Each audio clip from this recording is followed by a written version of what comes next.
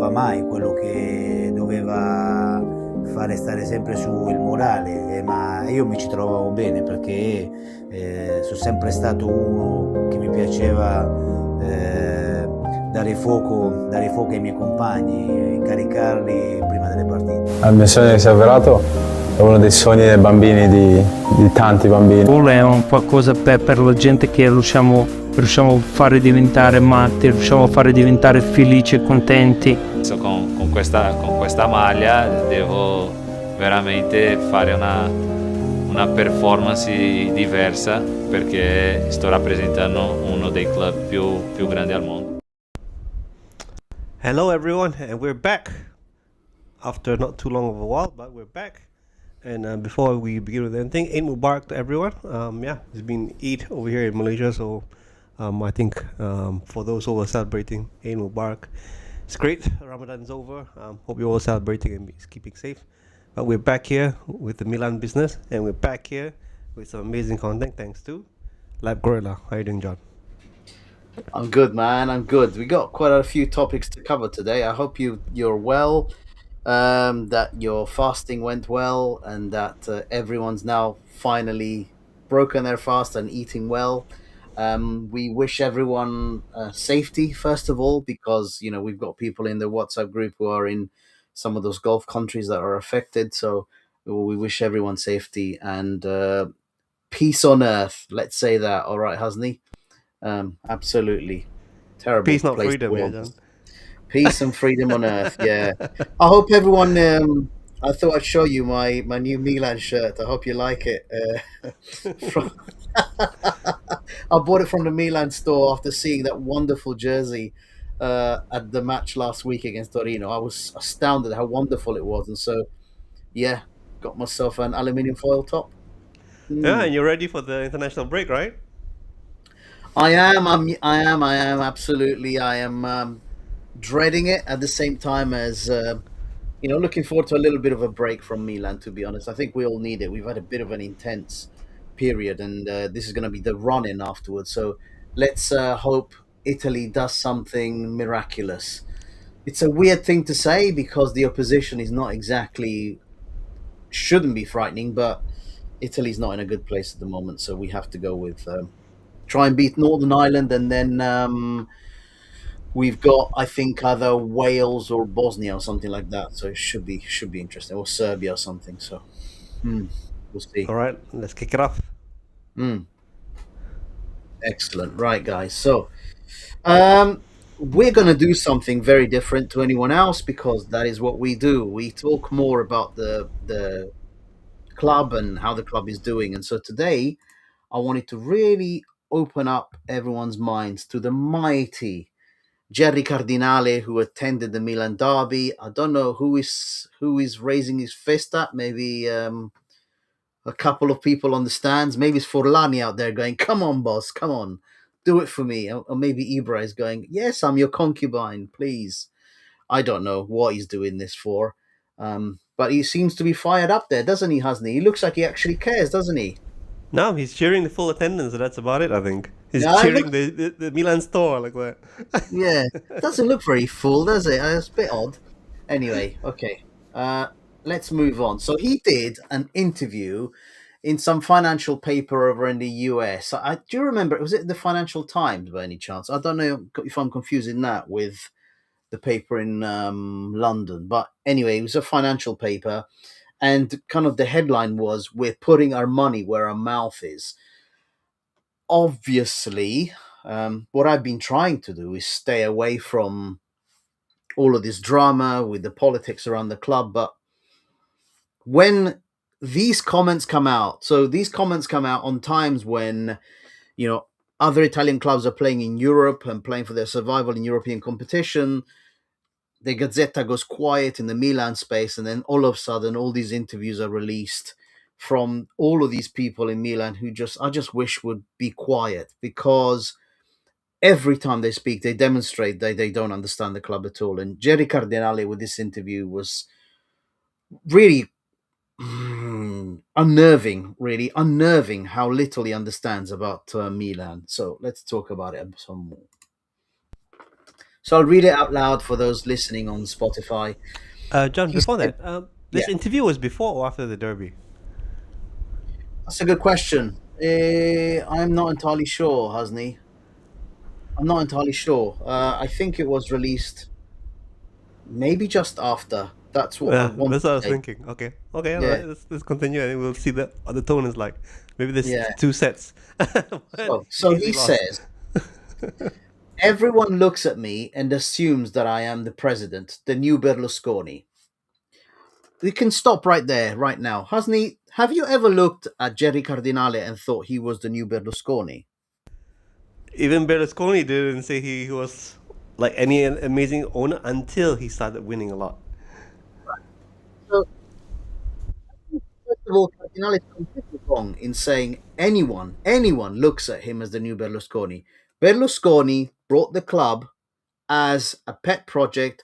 He wanted to use it as a way of, getting votes in Italy, winning elections. He wanted to spend money. There was a good correlation between Milan winning and him winning elections. So that's Berlusconi. He was a billionaire who wanted, to really be associated with success, and he built a legacy. No one looks at Gerry Cardinale as the new Berlusconi. So item one, completely wrong. And But then then, again, maybe he has a point. yeah. If you ask the hookers, maybe they'll say he does look like the new Berlusconi. Uh, I don't know, man. I'm not going to answer that, Hasni. You've got me kind of speechless there. But then he adds, the last thing I will do is come here just because I'm a rich man who wants to be a fan. So, in fact, that is the first thing we want you to do. It's not the last thing we want you to do. We want you to come here as a rich man wanting to be a fan. He says it is the last thing he wants. And I don't know, Hasni, if you're aware that he has said that. Were you?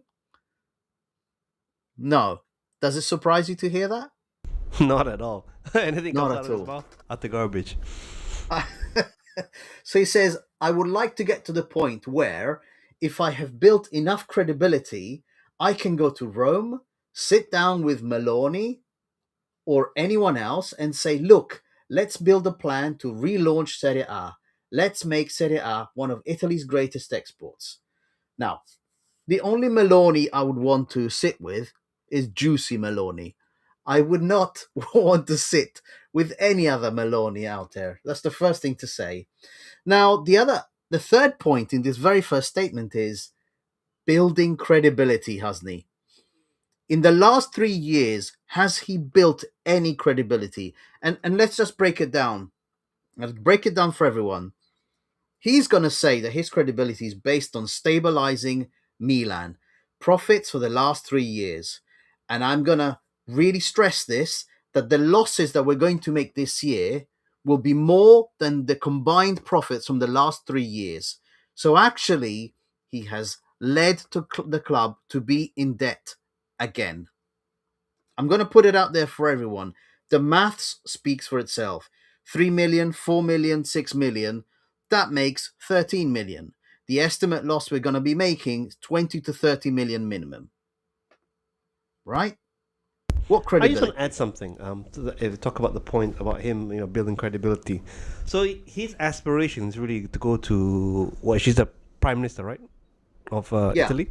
Yeah. To go to the prime minister and say that I bought one of your local clubs, I got rid of all the Italians, and now I'm going to start to export this. Yeah. And this is a very nationalistic government. Yeah. Yeah. And to top it off, I was one of the guys who wanted to fight the repeal of the growth decree.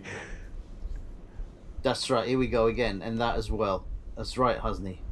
So you can kind of see problem. He's just saying stuff. But in one sentence, he has already kind of set fire to the room, right? Let's carry on. There's more. On stadium funding. Hang on, I'm going to go to this. On stadium funding. I'm building a stadium and I want it to be an Italian product, hasn't he? He wants Italian banks to finance it. He wants Italian companies competing for the naming rights. He wants Italian retail and hospitality around it. In the US, he could do this with his eyes closed, but not here in this ecosystem. where there are language, political, and cultural barriers. So, he has just told you openly this is just an excuse for him to say the word Italian, Italian, Italian over again. But what he's saying is, I don't have the money for a stadium. I want Italian banks, Italian companies, and Italian retail and hospitality money to try and help me get there. Hasni, your opinion on this? Yeah, I don't know why he's so confident in his own abilities. Okay, let's look back. I know we covered this many years ago as well. What is his biggest club in his portfolio? Gerry Cardinale, Redbird. What has he built from scratch? Nothing, right? No. Can you think of anything major that he's built? No. No.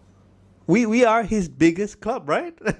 Yes, His we are his biggest biggest purchase, club. Yeah. So if Yeah. he's doing it in his sleep with his eyes open, he couldn't do it in the US. So what is he thinking of? Maybe he's just, dreaming. The guy's a dreamer. Fine, I'll give it to him. He likes to dream a lot.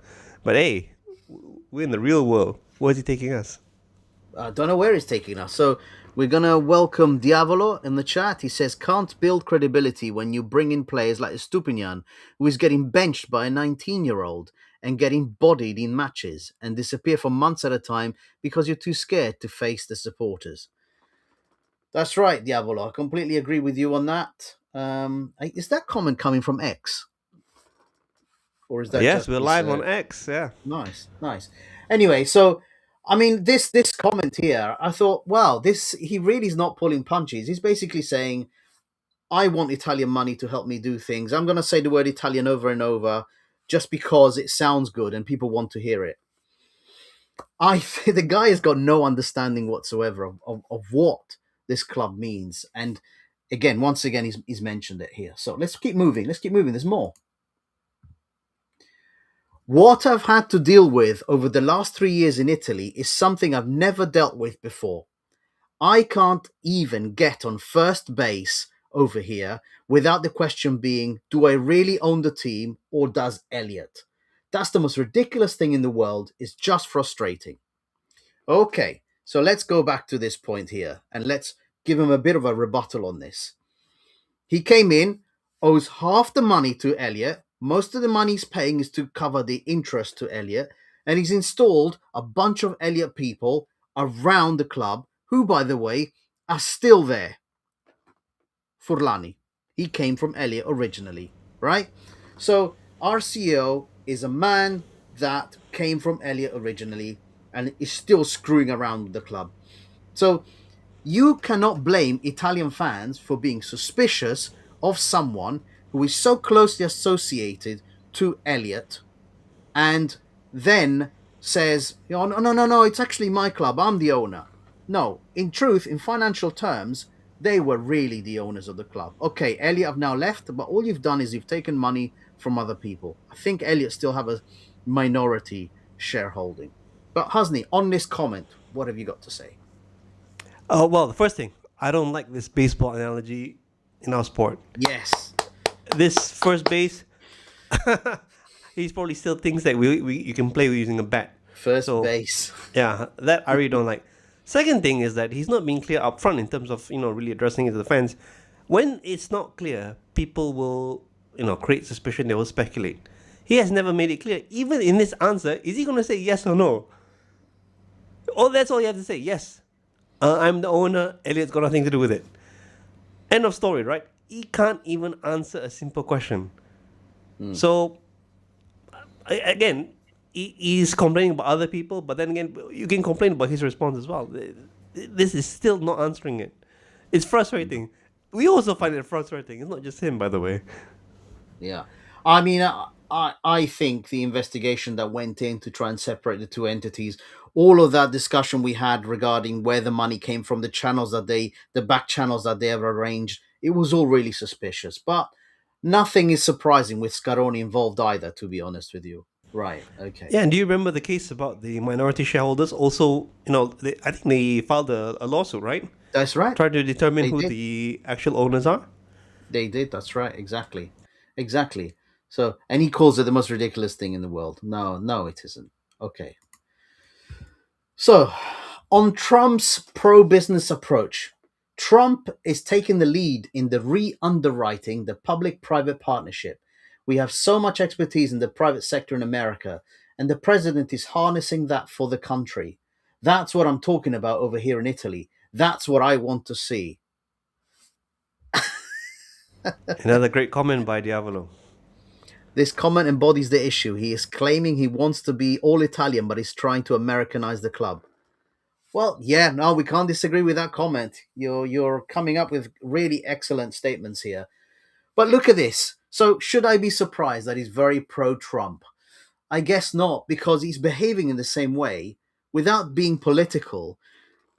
Cardinale has gone into a place where he does not understand the culture and he's trying to impose himself. It's exactly how that nation is behaving at the moment. So let's move on. Unless you've got any comments on this, Husney. No. I'm sure he's thinking of bringing freedom to the club. Freedom. All right. So now, on the notion that he's a defiant American investor running into the local culture, he says, the last thing I'm going to do is come here because I'm a wealthy guy and I just want to be a fanboy. I wouldn't keep getting called back into these ecosystems if I was a guy coming in guns blazing and disrupting and being a jerk. Right. Who was calling him back? We had That was my- Invescorp. Who? No one is calling him back. He is calling himself into places. The first thing. The other one is, he says again, I am not a fanboy. I'm not a wealthy guy and a fanboy. Now, we fully understand that, Gerry. We fully understand it. You really don't give a crap about this club. For you, it's just a transaction. But remember this guy. This is the guy that said, I learn from no one. I create. That's what he said when he was told, which other clubs are you learning from in how well they've done things? He said, no one. I redesign and I create because I am, the apex. Absolutely unbelievable. In fact, his behavior has been exactly that. Coming in, guns blazing, strip away everything at the club. In fact, if he had been a fanboy, we would all have been on board, because what he would have done is would have said, I actually don't understand the club. Let's let it be run by someone that does. We would have been fine with it. But he's actually exactly done. Come in, guns blazing, disrupting everything and being a jerk. That's exactly, he's described himself actually. Hasn't he? Any comment on this? Yeah, so let's compare this new Berlusconi to the old one. No. I don't remember the interview. Of course, I was very young back then when the first few years that Berlusconi brought the club. Berlusconi, I think, is quite open in saying that he was a fan first and foremost, I think. Yeah. So definitely not the new Berlusconi. And yeah, the old Berlusconi, rest in peace. But he's rolling in his grave. Yeah, the new Berlusconi. What a name. Right, let's keep moving. On creating change, I often say that in many industries they resist change, even though change is clearly necessary. In football, in Hollywood, in newsrooms, there is enormous resistance to evolving, but evolution is unavoidable. Possibly out of the entire article and interview, this might be something that I agree with. The fact that evolution is unavoidable, but it has to be done correctly and appropriately to the situation that you're in. That's something he clearly doesn't understand. Right. And then, what I want is the benefit of the doubt. Hasn't he? He wants the benefit of your doubt. For people to believe that I am reliable, that I care about this club, that I care about this city and this country, and that I am a good custodian. What I've learned in 3 years is that I have to prove it. This comment is shocking to me because he has learned that he has to prove that he's a good custodian. So, taking a club that was going deep in the Champions League, had the entire core of a strong team, a future captain, ripping everyone out of it and restarting again and screwing around, and last season finishing 8th, is being a good custodian. In what country is that being a good custodian? Maybe it is in America, but it isn't in Italy. It isn't a Milan fan. So, Hasni, comments on this, please. Yeah, this is really about the accounts, right? So if you can prove that you can keep it in the green, then That's just how he sees it. Again, if you asked him what position did we finish last season, He wouldn't know. he couldn't. Yeah, he couldn't tell you. He doesn't know. He just doesn't keep up. He only shows up for one game a season if you're lucky, and even that one, I don't know how we managed to pull it off. But we should have really stuck it to him during the game. You know, if the stadium was empty, if there were protests around, then he would have seen that. But okay, we won. I'm not going to complain about a win, but you know, whatever he's saying, it's on the ground. It's a completely different reality. So, but you wouldn't blame him 100%, right? Because he surrounded himself by yes men. Look at all those guys: Forlani, Zlatan, Scaroni. Oh, They're well, all yeah. absolute yes men. Then telling him things are great. You know, 8th place is the new first place, something like that. We're gonna win the Scudetto this season. So Yeah. they're just filling his head up with all these dreams that it's not going to happen. And this is why I questioned at the very beginning. I was wondering that would this interview have been very different if we had lost that game? If we would have been still fighting for 4th place, for example. This is from a seat of comfort. So this is why we're getting all this crap. Had it been the other way around, then you know, I would really want to see that interview. I really would want a reporter to ask him some real tough questions then. So, I mean, my question is the benefit of the doubt. How many years do you want to have the benefit of the doubt? That's the first question. How many years? Are you happy to just run us into the ground for half a decade? A decade? Are you going to be like the Glazers and 20 years stick around and destroy a club entirely and its history? We don't want that. We don't want you here. I think I'm going to just say it quite clearly. We don't want you here. So think carefully about what you're doing. So he's basically revealed doesn't have the money for the stadium. He's going to try and go to Italian banks. He's announced it in this article. He's going to go to Italian banks. He's going to go to Italian firms and hope that they give him that. But you know what? If they don't buy, he'll go to somewhere else in another country and get it, because he just said that for this article. He is not a good custodian. You've just mentioned it. Oh, finishing in profit every single year. Yeah. And this year he will make a loss, which is greater than all the profit combined from the last 3 years. So he's overall in the red. Okay? Let's just be clear about that as well. So overall, this interview, disaster class. To the baseball analogy, yeah, I also picked up on that, Hasni, and I thought, well, maybe it's for an American newspaper, it's for their kind of analogy. And then the last thing about it is, he even said in one of the other comments, he said, do you think I buy a club so that I can go and go to the dressing room and speak to the players and see them? Hell no. He thinks that's a bad thing. But how many times did Berlusconi physically go into the changing rooms and say, this guy's nowhere near Berlusconi. He does not love the club at all. Then again, Berlusconi also went into the refs room, so... Yeah, well, he did many things. Yeah, he went to the refs rooms as well. Yeah, he did. Is he also forgetting the Maldini debacle? No. And this is the thing. We're going to be discussing another interview in a minute, but that name, Diavolo, is going to be completely missing from the entire story. It's like he no longer exists, which is incredible, actually, how these people are behaving. They've just kind of said, no, don't mention it. They've asked the interviewers, don't mention the names quite clearly. And so people talk about legends of the club, but they seem to avoid our greatest son, which is possibly, a pretty big problem, since, to me, he is our greatest son and our greatest player ever. So that completes Gerry Cardinale and his lies. Now we move on to some truths, Hasni. So a very interesting. So on this one, I've got the date. You see, Hasni, 17th of March. Yeah. Fofana gave an interview, and I'm going to tell you what he said in the interview, and then afterwards I'm going to discuss to you my opinion. And I saw some of the comments online, which I was kind of surprised about. So Fofana, as we know, a very limited player. He has been deployed on a kind of right mezzala role, running up towards the goal. Unfortunately, he doesn't have the finishing. He seems to get in great positions. He can make some passes sometimes, but he's really, once he looks down at his foot, he just swings and hopes. So that's a big limitation of his. So let's talk about this. Milan and the lack of a France call-up. and the article was titled "I'm Divided." So Fofana says, "Would you say you've had a good season?" And he says, "That's a very good question. I agree.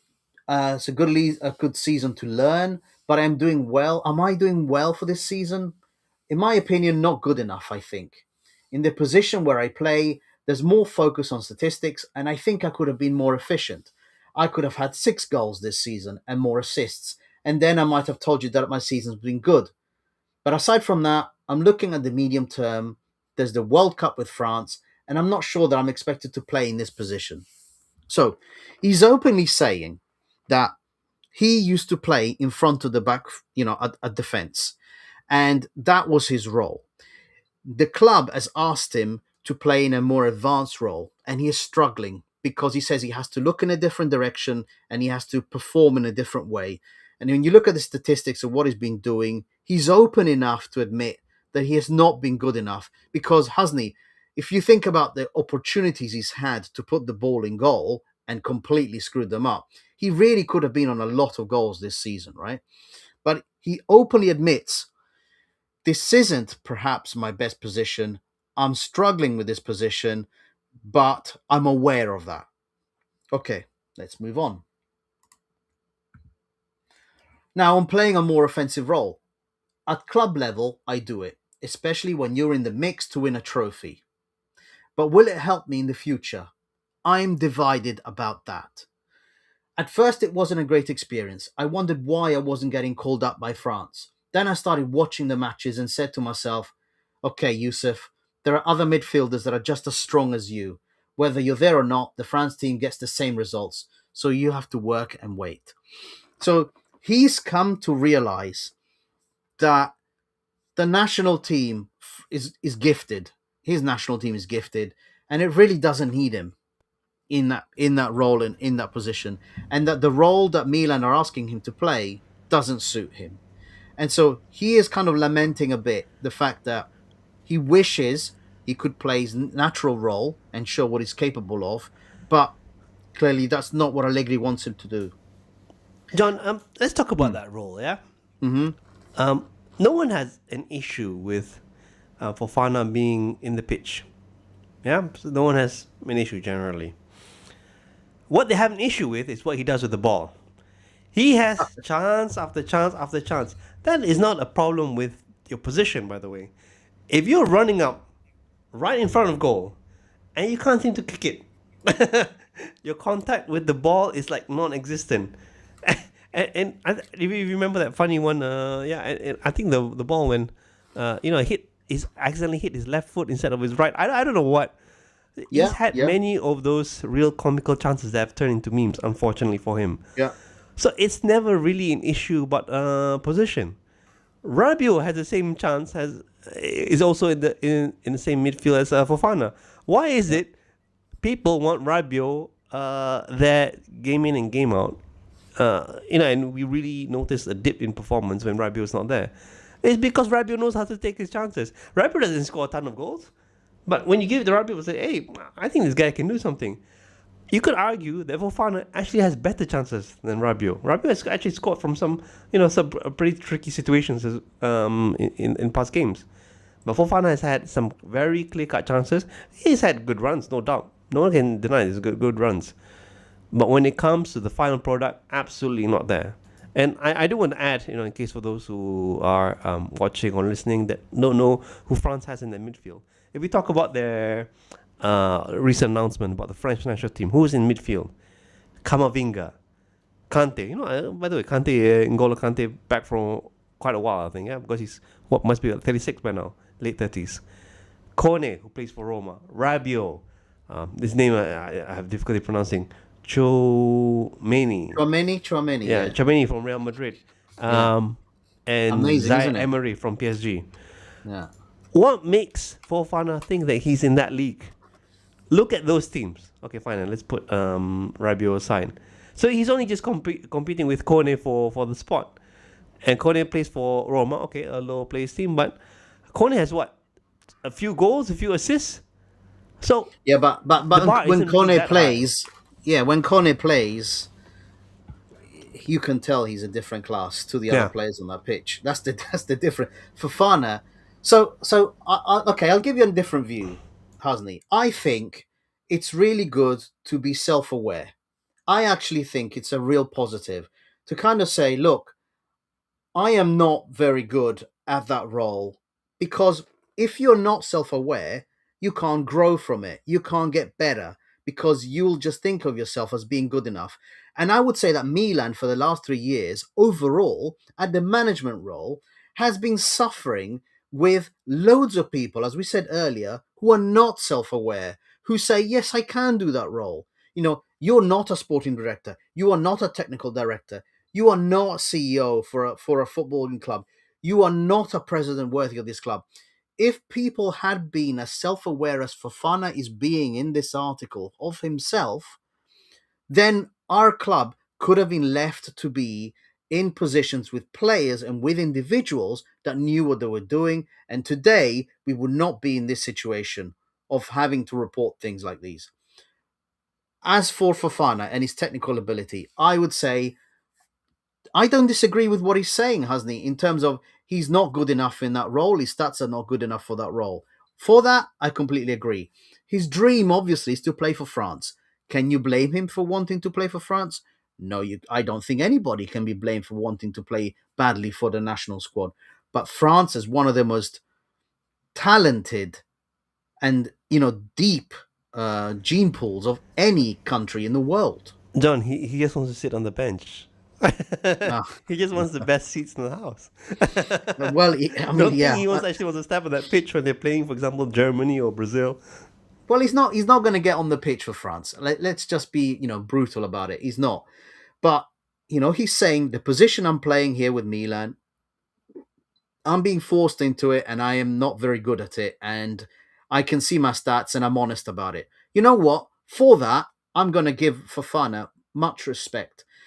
What surprised me, though, Hasni, is I've heard podcasters say this is a loser attitude and he doesn't deserve to be at our club. I've heard podcasters say that, and that's the exact opposite of how I take it. I really, really wish the world had more people that were self-aware and that kind of say, look, I'm just not good enough for this. I need a lot more training in it. Yeah? Or someone else is better than me at that particular role. Things will get done. It's as a general comment around the club, I think is very important. And I was impressed with it. But why give him such hate over a truthful interview? Would you hate him for this, Hasni? Yeah, well, many fans, they would want a star. Yeah, stars, they speak with a lot of confidence. This interview doesn't smack with any confidence at all. It's actually, you're right. Yeah, you should give him credit for him being very honest, and essentially self-evaluating his performances. But that's not really what people want to hear. People want to hear I have 20 goals in the bank. I have another 10 on the way, and we're going for the title. That's what people. Maybe I'm one of those people who say, I would want to read that interview saying that we have a 30+ goal player in midfield. If Fofana told that to you, Hasni, would you believe him? This is what I was saying earlier. I cannot believe anything from this guy because of some of the things that I've, not just myself, people I've seen on the pitch. His chances, he was, if I remember the header, I don't remember against which team. He was, I think, 2 meters on the floor away from the goal.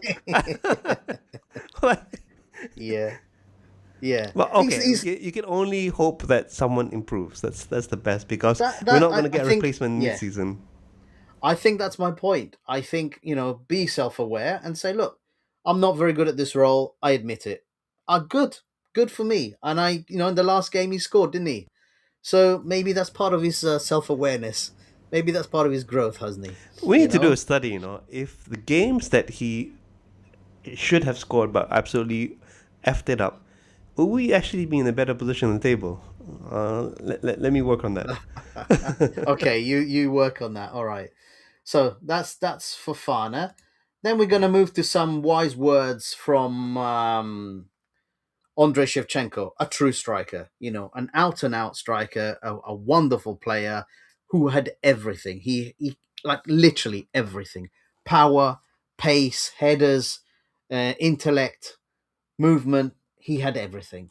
So, of course, the media tried to bait him into making a comment about Leao, and he said this: Leao is not a natural striker. He is being asked by the club, the society, by the coach to play that role. He needs to show willingness and a real want to do it. But he said this is not his natural role at all. He needs to, this is in essence playing a new role, and he needs a whole season, because trying a role that is so different to what he was doing before, he will have a lot of ups and downs. Now, they tried to ask him about Leao's reaction after he was taken off against, I think, Torino, and Andriy Shevchenko would not be drawn on it. He wouldn't get involved in it, which is absolutely fair for him to do so. Then they asked him about, Inter and what he thought. And he said the Inter squad is better rounded. It's got, more players of quality around it, which again, nobody disagrees with. But he said Milan's win against Torino was a step forward. So I like that. It's basically just said it outright, right, said Leao is not a striker. Don't see him as a striker. He needs a whole season in that position, and the fans need to get off his back if that is going to be his long-term move forward. None of the problem with the fans, and myself included, is I don't see Leao as having to play that position constantly because he just doesn't like it. I think he's so much better when you give him a left wing, left channel to run on and do what he likes to do most. Having seen the devastation he can cause from that side, I'd rather he just stick there and we get a proper striker at the front. So Hasni, any comment on this? Yeah, we all knew that Leao would suffer a little bit under Allegri system, because Allegri plays the 3-5-2, right? We tried 3-5-2 during Conceição's reign. I don't remember, but I don't think that we did. So there was a lot of talk after the Scudetto winning season that we need to build this team around Leao. But if you do that, you can't have a 3-5-2. But we've tried it. Yeah. So far for this season, if you talk about points and all that, 3-5-2 works much better than Pioli's. Conceição's. I think he did the 4-3-3 and he went back to the 4-2-3-1. 4-2-3-1, Leao would thrive, definitely. But then we have an issue in other areas. The double pivot then doesn't work. We don't have the players for that. Then Pulisic is going to be on the right wing, which is great for him. Then we don't have a number 10. And we still don't need that one striker on top, which was supposed to be Jimenez. But Jimenez recently back, out for a while. So if you want Leao really to flourish in his natural position, everyone else is going to have to suffer. And we just don't have the players in the other areas. Now, when Leao came from Lille, if I remember, he was actually a second striker there. Do you remember in the first few games, what was it, like 1 or 2 seasons before COVID? Leao was on top with Zlatan, by the way, yeah? So Leao was there. Then, he didn't do too well, and that's where we start to see a lot more Rebic. And Rebic, back in those days, was, you can't deny, he was amazing, yeah?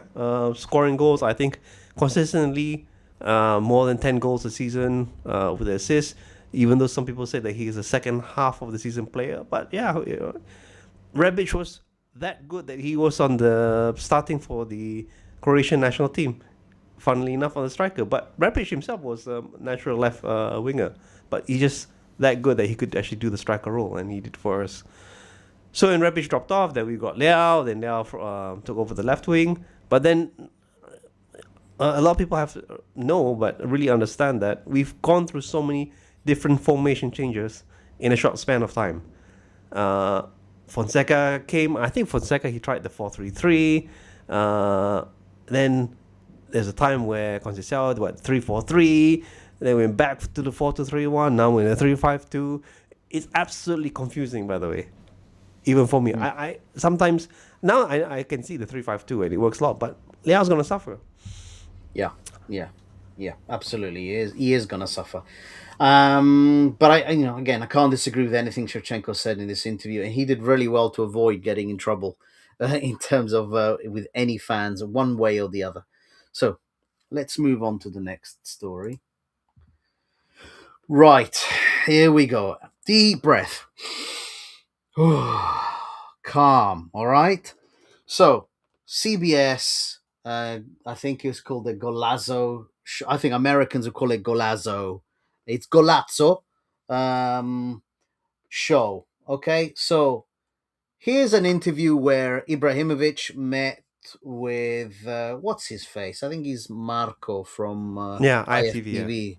Yeah, and some other people from CBS. So let's just move forward. And he's taken them and taken them on a walk through Milanello. For you guys, I watched this whole video. I hope you understand the sacrifice I made for you. So he gets asked a question, and he's asked about Italian players, and he starts with his speech, and he's using his hands, and he's going, well, in Italy there is this thing about it's difficult to develop and push Italian players, especially for homegrown talent. And he carries on and says, the culture of Italy, everyone is focused on results. And at Milan, as if no one else is, right? as if no one else is. And he goes, at Milan, we are changing that philosophy. You will play in Milan Futuro or Primavera, but you will play 100%. Then, if you're still not ready, we will send you out, but you will have a chance of making it to the top team. Then it's up to you if you're in that top team. That's the first thing he said. Your mouth is hitting the ground, hasn't he? I think you can't believe these words, can you? Was he talking about players in general or about his son? Yeah. That's what I want to know. I love it. I think his son has got a lot to do with this. And then he said, yeah, and then you go through these systems, and it's like a balance, he says. It's like a balance. I'm not doing 6 and 7. I'm just doing a balance. And it's like this thing where if you do well, you come up, and then if you don't so well, then you drop back down again. I don't know what he's talking about. I generally don't. And any Milanista who has been watching the club since this guy took over, since this guy was working with Kirovski, has got no idea what he's talking about. But he's selling a lie, right? And look how engaged these people look, right? Then he goes, but the problem is, at Milan, we are haunted by our past. There are 7 Champions League titles, 19 Scudetti, all the Golden Ball winners. The fans expect that. And if they don't get that, then we are not giving them Milan. We need to give them Milan. Okay. So he has said, we've got a youth system that helps players to grow, homegrown talent to grow, and they all have a chance in the first squad. Hasn't he? How many homegrown players have made it to the first team in any other situation than injury-ravaged squads? Just name me one. Well, no, I wouldn't say injury ravaged, but also when, we just couldn't afford the replacement. I think Bartesaghi is an example, right? Yeah. The closest is probably Bartesaghi but then we brought in Estupinian, everyone was saying Estupinian, wonderful Premier League player, Ecuador's genius, whatever, and they said awful. that? Yeah. When he came in, they were like, this guy's going to rampage down the left side. Oh my God, you're not going to remember Theo. That's what people were saying. Anyway, Bartesaghi has come in because this guy was a complete shambles, but also he gets injured and he gets bookings, and he is not good, right? So then he says, we're haunted by a history and the fact that we need to give the fans Milan. Right. So, and by the way, he walked them through the halls of Milanello. He talked about Hullet, Van Basten, Rijkaard. He talked about his time at Ajax and how he was considered and compared to Van Basten. Which name never came up once, hasn't he? The true son of Milan. The number is behind me, right there. Yeah? That name never came up once. You imagine taking these people through a legendary part of the club, yeah? And the pictures on the wall, there was a bloody picture of a wall of bloody salad maker. Yeah? Salad maker was on the wall. I was like, what have you guys done here? Right? And then they had this little bit where they went and asked for coffee, and one of them was saying, it was like mid-afternoon, and she's like, I'd like a cappuccino. And he's like, no, you don't do cappuccino after 11 a.m. It's a rule in Italy. And then they wonder, why is that a rule in Italy? He doesn't know why it's a rule in Italy. Of course he doesn't. He doesn't give a crap why it's not a rule in Italy. I've heard plenty of stories as to why you shouldn't have cappuccino after 11. And it's apparently back to the old days of when milk couldn't be stored properly and it had gone bad after 11 o'clock. That's kind of one of the tales that exist out there as to why you can't have a coffee with milk after 11. But Zlatan wouldn't know that because he's not Italian, right? Let's just be clear about this. But he spoke lies about what he did with the club. He spoke lies about the system he has set up. He spoke lies about the ethos of the club and the fact that they have to live up to the history of the club. They have done nothing to match that over the last 3 years. So, my shock was this. Comments on this video. Oh, is this why Italy's no good? What a legend. Forza Milan. Zlatan the GOAT. Marco saw how a legendary club in Italy works. So I'm now going to read you the comment that I posted on that video. And it's the second time I posted it because the first one was deleted. I'm sure my next one will be deleted too. But here it comes. Zlatan is a fraud. He and Kirovski have destroyed the club from within, ripping its soul and willingly destroying any Italian youth. I wish Zlatan had never crossed paths with this club. I wish these interview pieces, had some real journalism with some real passion and not just bowing to this giant prick of a man. That's my comment on it. It's quite interesting. If you look at the comments on the video, Hasni, they're all positive. But if you then look at like the absolute newest comments, that's where the real takes are. And some people are saying, what is he talking about? This guy's a liar. This guy's a cheat. He's not a Milanista. He's an Interista. Some people call him a Juventino, because he's been to all of them. He's a journeyman. And some people said, oh, I'm surprised that his husband, Cardinale, is not there with him. So it's nice to see that there are fans out there that have their eyes open, but their comments are hidden underneath. So, Hasni, any comment on that whole piece? Yeah, I just want to address that point, what you mentioned very quickly. You're right, he's a journeyman. He's played, Ajax, Barcelona, Juventus, Inter, us, PSG. Am I missing any club there? Oh, I guess he started in Malmo, right? Man United. Man United, yeah, you're right. And Galaxy, right? Is it Galaxy? Yeah, Galaxy too, yeah. So, exactly. Yeah, he picked up a disease at LA Galaxy called Kirovski. Yeah, he packed him in his bags or something like that. Yeah, it was an STD that he brought over with him. Yeah, I wouldn't deny that he's a good player. Yeah, so he's definitely not by any means a bad player. A legend of the club, definitely not. And you're right, John. When you start to go through all these clubs and our direct rivals as well, I really don't consider that player a legend. But I really have to me, deep down to me is that he does still have some credit because of what he did for that Scudetto winning season. Yeah, we needed that. We needed him in the season before to get us to Champions League. So I won't take that away from him. He's had his contribution for the club, and he won us that Scudetto 15 years ago now. So good player, yes. Legend, no. But beyond that, you're right. What he's done, how he's dismantled, and I'm using the exact word here, how he's dismantled the project that took a long time, blood, sweat, and tears, a lot of effort to build. He's dismantled it in favor of his cronies, his son, who is now in Ajax, following in the footsteps of his dad. Maybe we'll see him in Juventus soon. That really, it's a deep wound for fans. And had he retired gracefully after he won and said that, I'm done with my playing career, he can be a club ambassador. I don't think anyone would have issue with him being club ambassador. Like what? Oh, I would. No. Get away. No. Hasni. Because of what he's done over the last 2 years. So to you, he's still a legend. Not a legend. He's still an important player in the club history because he's won Serie A, right? To me, his actions over the last 3 years have spoken more loudly than any actions he's done on the pitch. He has done more damage to the club than the benefit he's brought in. That's because he's in management now.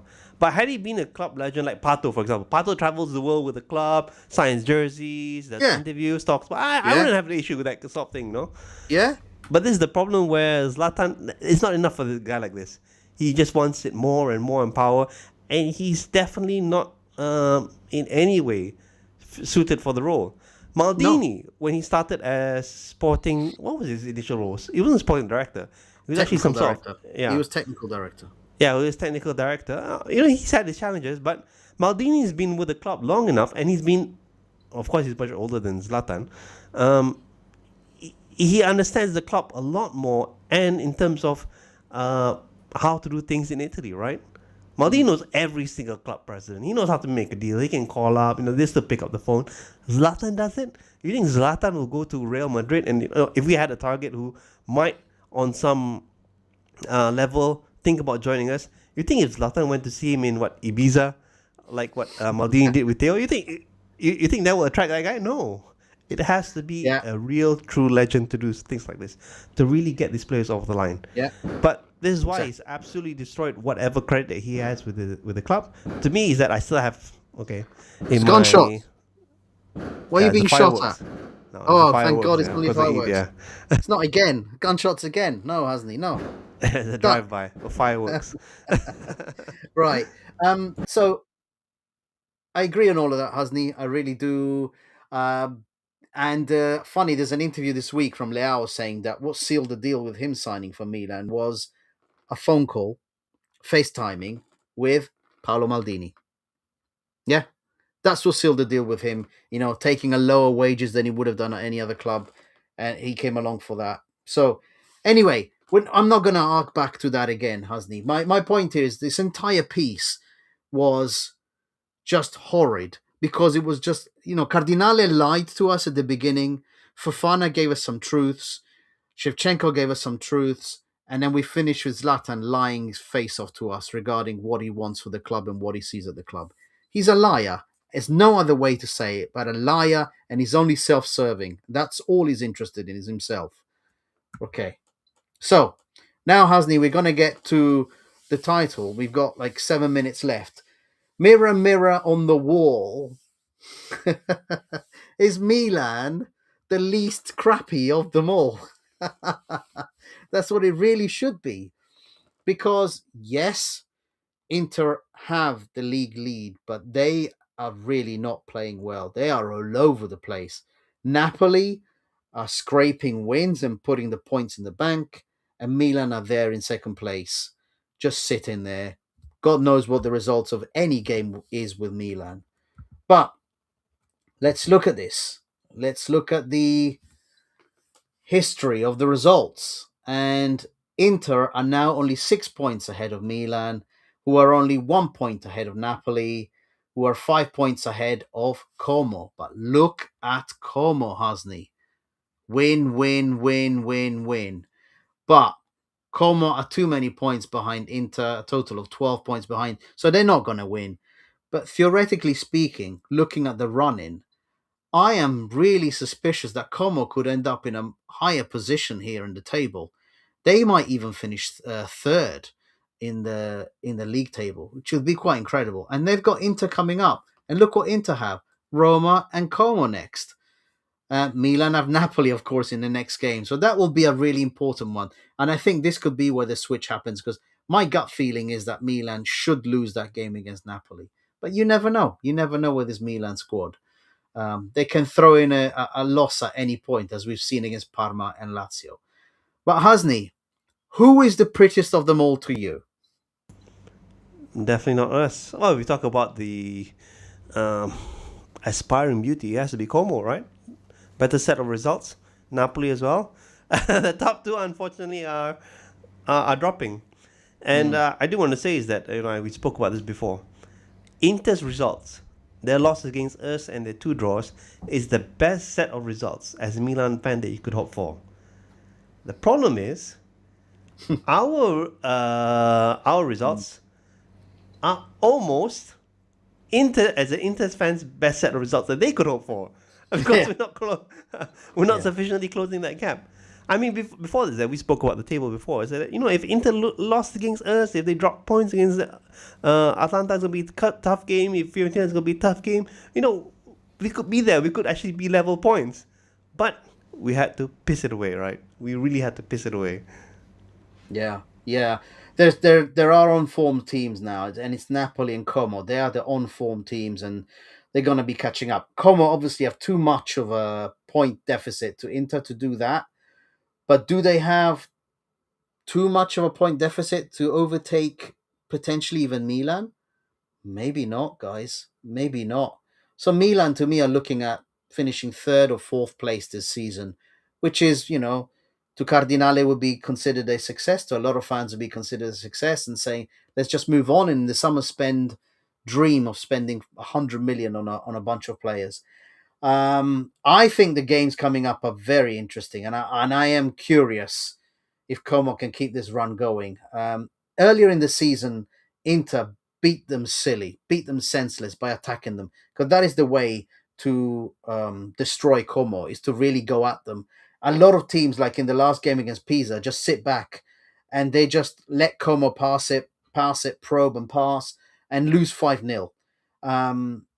I am curious as to what they will do. Inter need to recover Lautaro quickly, but their players are in such bad form, and it concerns me for my national team as well, because Bastoni and Barella are in such awful form. I don't know if these players can be relied on when everything is on the line. And that draw against Fiorentina was, good on Fiorentina for fighting, but Inter had the lead, hasn't he, within about a minute, if you remember that game. And they couldn't do any more than that. They just started sinking back. And in the end, it was like just waiting for Fiorentina to come and score the equaliser. Which is, again, I'm happy that Fiorentina look like they're going to be surviving this season. They've got to keep up the fight. But Napoli and Como are the two on-form teams. Milan and Inter are just all over the place. And one thing I said to Uncle Sharma in one of his chats, it's as if Inter have cholera and they're just shitting the bed every single match. They really need some treatment urgently. Okay. So Hasni, do you want to give us a prediction on the top four? Yeah, I think Inter's gonna win it. Had the international break came much later, for example, maybe after the Como game, I would have put us as better chances, but it's tough. I think they're already outreach. Only 8 games left, by the way. 8 games left, and you expect them to lose 2 games, or maybe draw 3 out of 8. Possible, but highly unlikely, especially considering they have 2 weeks to recover back their form and to really get their players up speed. And once Lautaro's back, I think it's going to be a big game changer. For us, much tougher set of games. We have Napoli, we also have Atalanta in that mix in the last 8 games. We have Jimenez, he's back, but I don't think that's going to change much. Napoli, they're really the ones that are looking to gain the most. Como as well. So it's gonna this might be the end position of the league, but at the end of the season, but the gap might not be as big. I see. Yeah, I think the gap will close, because I think Inter are. I've watched them play now too many times, and they're not doing well. I think that Bodo Glimt game almost broke them psychologically, and they started to have fear, and they play with fear. They're no longer rampaging through teams. I think Inter win the league. I think Napoli finish second, Milan finish third, and Como fourth. That's how I see it. But it's as if nobody really wants to come and take the league title. And I've got a weird suspicion that if Napoli beat Milan, that might give them the confidence to really do a surge, hasn't he? And they might win the whole thing. Those are the two kind of outcomes I can see here. And by the way, I'm going to be in Napoli next week, but I'm not going to be there for the game. I'm leaving Italy just before the game. So, I've got to try and find some jerseys that don't have Roma or Milan on them, because I think I might get attacked in the street. Well, I'd rather Napoli than Inter. If they build that much of a gap above us in terms of titles, it's more pain More pain. Yeah, no, I agreed. Okay, so lovely talking to you, Hasni, and thank you, Diavolo and Nico, for joining us. He thinks, Nico says, my prediction, Como, aka FC Barcelona, will overtake Fulani's Milan. It's very plausible. It's very plausible. And as I said, it'll be interesting to watch the run-in from here on in. I'm just so curious if Inter can sort themselves out or not. But anyway, okay, good. Lovely talking to you, Hasni, and good luck to everyone. Forza Italia, buona fortuna a tutti. Andiamo a vincere, andiamo alla Coppa del Mondo, ok? Andiamo a vincere. Finally, try to get it per la prima volta for the first time. Sorry, I'm talking Italian. For the first time in was it 3 World Cups now, isn't it? That we would make. So let's hope we can. It'll be great. All right, ciao tutti. Okay. Forza Milan, and just to plug in our WhatsApp group, if you want to join, then just you drop us a DM and we'll pick it up. So Forza Milan, and until next time, we'll catch you in the next one. Bye everyone. Che comunque il calcio è imprevedibile e le cose non sono mai scontate, quindi è anche la bellezza, no, di questo sport. Io rappresentavo per questa squadra, era quello che non mollava mai, quello che doveva fare stare sempre su il morale, ma io mi ci trovavo bene perché sono sempre stato uno che mi piaceva dare fuoco ai miei compagni, caricarli prima delle partite. Il mio sogno si è avverato, è uno dei sogni dei bambini, di tanti bambini. Il gol è un qualcosa per la gente che riusciamo a fare diventare matti, riusciamo a fare diventare